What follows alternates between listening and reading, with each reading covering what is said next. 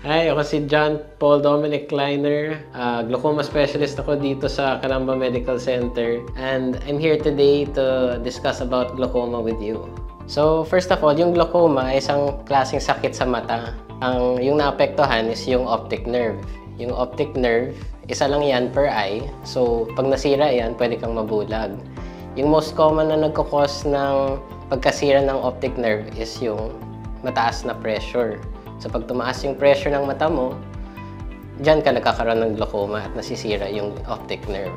Okay, so yung glaucoma, marami siyang mga symptoms, pero yung most common na symptoms is usually, number 1, lumalabo yung paningin kasi nasisira yung nerve. Number 2, minsan sumasakit yung ulo or masakit yung mata kasi mataas yung pressure sa mata. Sometimes, redness ng mata. So, yung mga may mataas na risk sa glaucoma, usually, yung mga mas may edad na pasyente. Dahil sa cataract usually, pag tumataba yung cataract, minsan kumukonti yung space sa loob ng mata. And then, yan yung nagkakos minsan ng pagtaas ng pressure sa mata. Also, from aging, yan, humihina din yung optic nerve sa mata.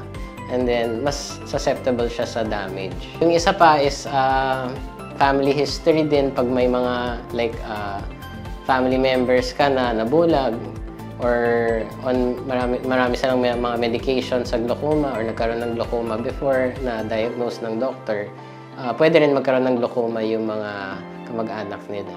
So, yung mga pwede mag-cause ng glaucoma usually is trauma sa mata, pag natamaan, nagkakaroon ng problem sa kanal. Number 2, pag na-abuse yung paggamit ng steroid sa mata. Number 3, diabetes. Yung diabetes kasi pwede yan mag-cause ng very serious types of glaucoma like neovascular glaucoma. So, kailangan i-check din for that. And another one is cataract.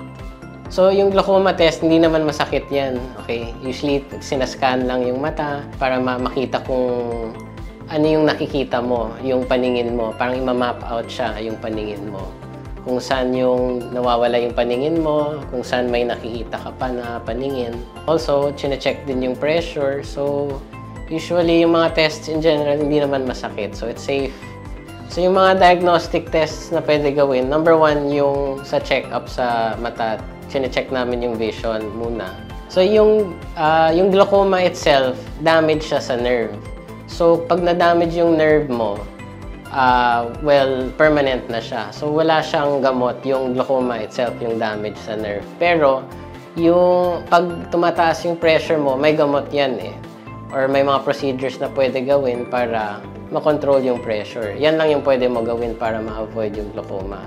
Kailangan mo lang i-control yung pressure, ibaba yung pressure para, well, mas ma-prolong yung lifespan ng mata mo and yung paningin mo. So, yung glaucoma kasi, well, usually napapasa yan sa genetics eh. Or sometimes, well, it comes out sa anatomy ng mata mo kasi. The best thing to do is to have a regular checkup yearly para malaman or makita agad kung may glaucoma ka. There are some people kasi medyo maaga yung nagsa-start yung glaucoma, at least makakatch siya agad. Prevention-wise, like diet, wala naman talaga pwede gawin for that eh. Yung most important talaga is screening. Kailangan i-check ng doktor, kailangan din gumawa ng mga test para malaman talaga kung may glaucoma or